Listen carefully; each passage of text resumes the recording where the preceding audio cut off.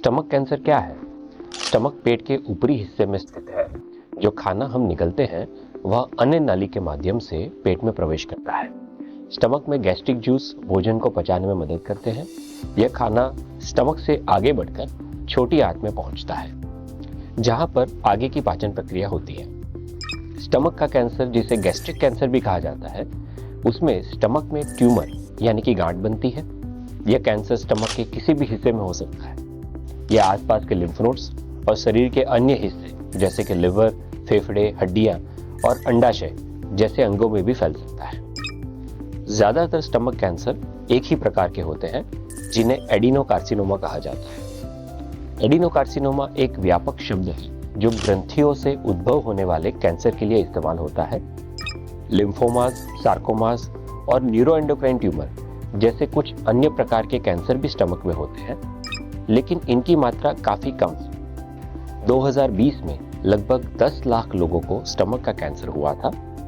Stomach का cancer दुनिया में 5वां सबसे अधिक पाया जाने वाला कैंसर है।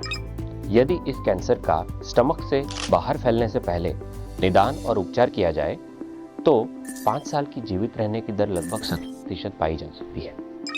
यदि यह कैंसर आसपास के लिम्फ नोड्स में फैल जाता है तो 5 साल की सर्वाइवल रेट 30% यानी 30% होती है।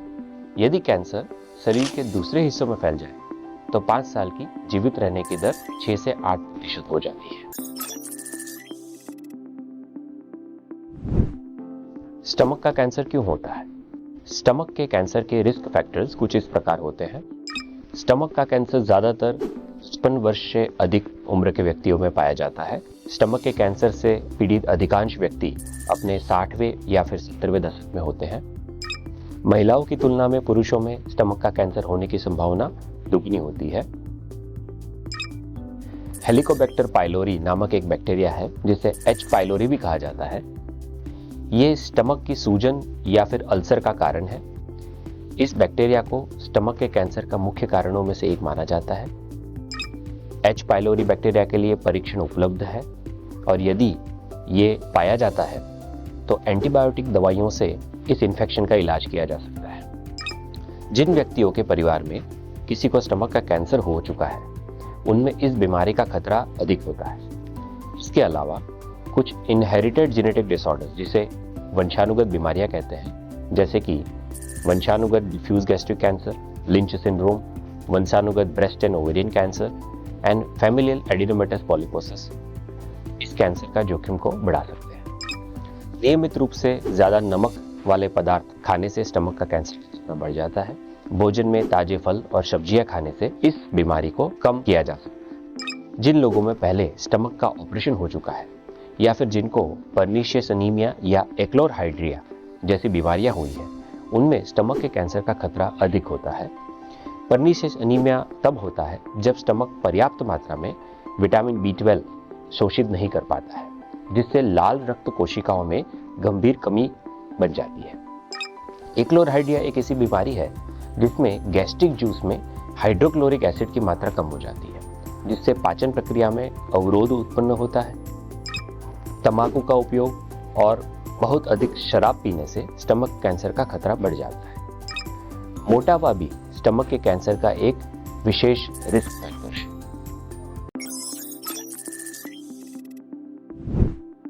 स्टमक कैंसर के लक्षण क्या है? स्टमक का कैंसर आमतौर पर प्रारंभिक चरण में नहीं पाया जाता है, क्योंकि यह अक्सर विशिष्ट लक्षण पैदा नहीं करता है। जब लक्षण होते हैं तो वे अस्पष्ट हो सकते हैं, जैसे कि अपचा या छाती में जलन होना, पेट में दर्द या बेचैनी होना, मतली और उल्टी होना, भोजन के बाद पेट का फूला हुआ लगना या भारीपन लगना, भूख न लगना, खाना खाते समय खाना गले में अटकना सी अनुभूति होना। एडवांस स्टमक कैंसर के लक्षण कुछ इस प्रकार होते हैं: कमजोरी और थकान महसूस होना, खून की उल्टी या मल में खून आना, अस्पष्टीकृत कारण से वजन का घटना।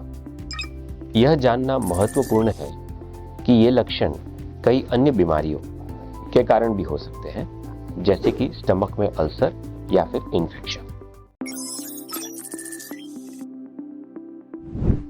स्टमक कैंसर का पता कैसे लगाएं? स्टमक कैंसर का निदान करने के लिए कुछ परीक्षण किए जाते हैं। एंडोस्कोपी से डॉक्टर शरीर के अंदर एक पतली फ्लेक्सिबल ट्यूब के साथ देख पाते हैं। पेशेंट को बेहोश किया जाता है क्योंकि यह ट्यूब मुंह के माध्यम से अन्य नली के नीचे और स्टमक तक पहुंचाई जाती है। एंडोस्कोपी से एक टिश्यू की छोटी मात्रा को रिमूव किया जाता है जिसे बायोप्सी कहते हैं। पैथोलॉजिस्ट नामक डॉक्टर इस टिश्यू को माइक्रोस्कोप के तहत देखकर इसकी जांच करते हैं। एंडोस्कोपिक अल्ट्रासाउंड परीक्षण एंडोस्कोपी के समान ही है, लेकिन इसमें एंडोस्कोप के अंत में एक छोटी अल्ट्रासाउंड प्रोब होती है। स्टमक की अल्ट्रासाउंड की छवि डॉक्टर को यह निर्धारित करने में मदद करती है कि कैंसर स्टमक और पास के लिम्फ नोड्स, टिश्यू और अंग जैसे कि यकृत या फिर एड्रिनल ग्रंथियों में कितनी दूर तक फैल गया है। यह आमतौर पर तब किया जाता है जब स्टमक के छोटे ट्यूमर को डॉक्टर एंडोस्कोपिक से निकालने की योजना बना रहे होते हैं। कंप्यूटर टोमोग्राफी यानी कि सीटी स्कैन विभिन्न एंगल से लिए गए एक्सरेज का उपयोग करके शरीर के अंदर की तस्वीरें लेता है।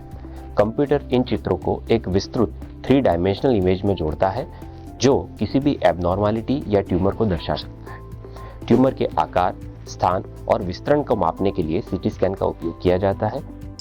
इमेज पर बेहतर माहिती प्राप्त करने के लिए सीटी स्कैन से पहले एक विशेष डाई जिसे कॉन्ट्रास्ट मीडियम कहा जाता है वो दिया जाता है। यह डाई आमतौर पर निगलने के लिए और साथ ही में नस द्वारा इंजेक्शन के रूप में दाखिल की जाती है। पेट स्कैन, जिसको हम पेट स्कैन भी कहते हैं, ये आमतौर पर सीटी स्कैन के साथ जोड़ा जाता है।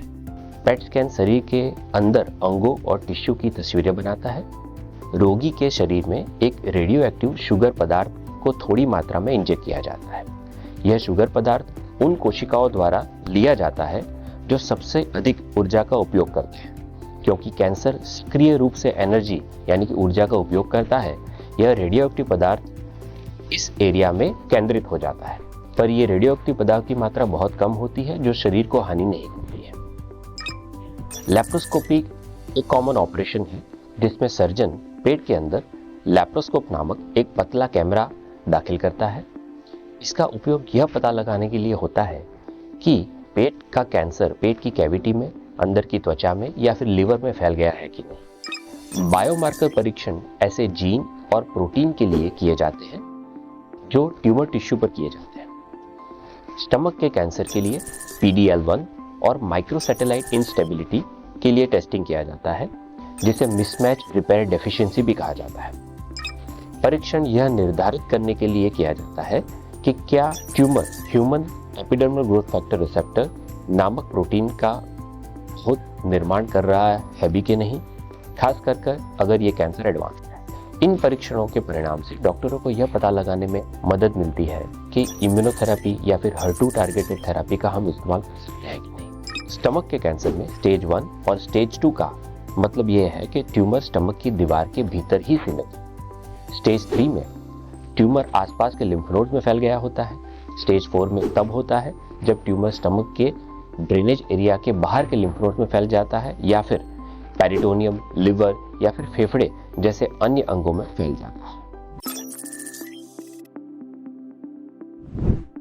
स्टमक कैंसर के रोगियों के लिए ट्रीटमेंट का प्लान आमतौर पर डॉक्टरों की एक टीम द्वारा तय किया जाता है।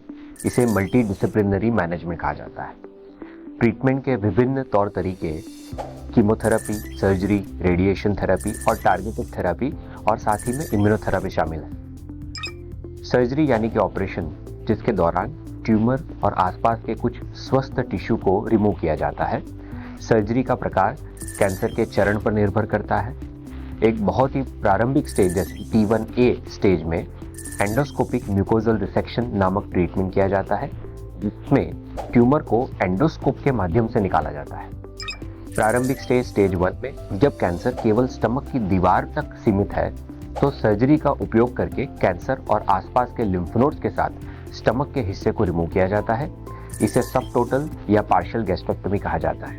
पार्शियल गैस्ट्रेक्टमी में सर्जन स्टमक के बाकी के हिस्से को अन्ननली या फिर छोटी आंत से जोड़ते हैं। यदि कैंसर स्टमक के बाहर की दीवार या फिर लिम्फ नोड्स में फैल गया है तो कीमोथेरेपी सर्जरी से पहले दी जाती है।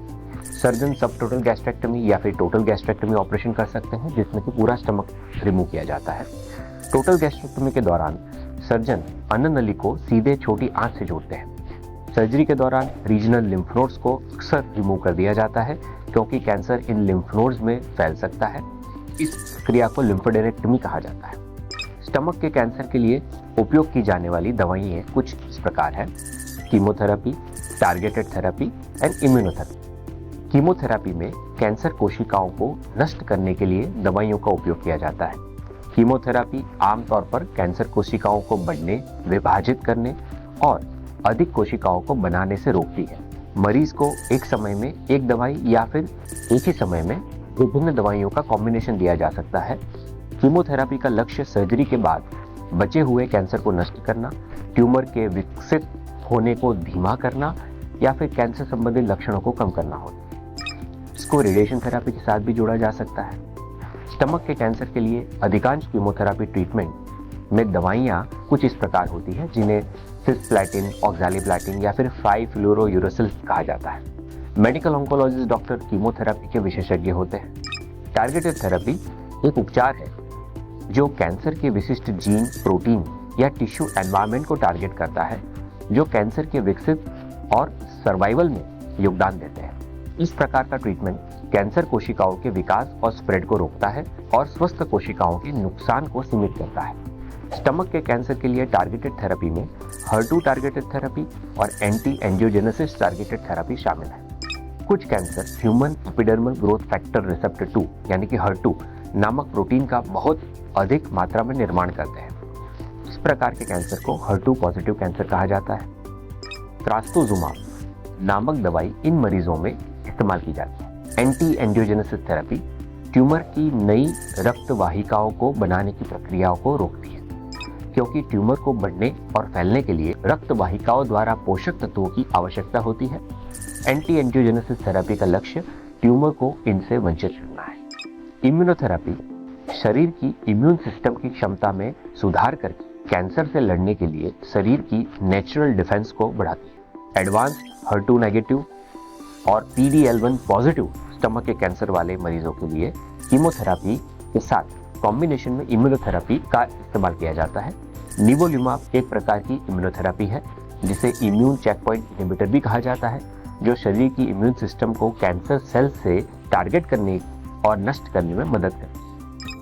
एडवांस कैंसर वाले रोगियों के लिए जब कीमोथेरेपी काम नहीं करती है, तब MSI-H वाले मरीजों में पेम्ब्रोलिजुमाब, निवोलुमाब और डोस्टालिमाब जैसी दवाइयाँ भी एक विकल्प है।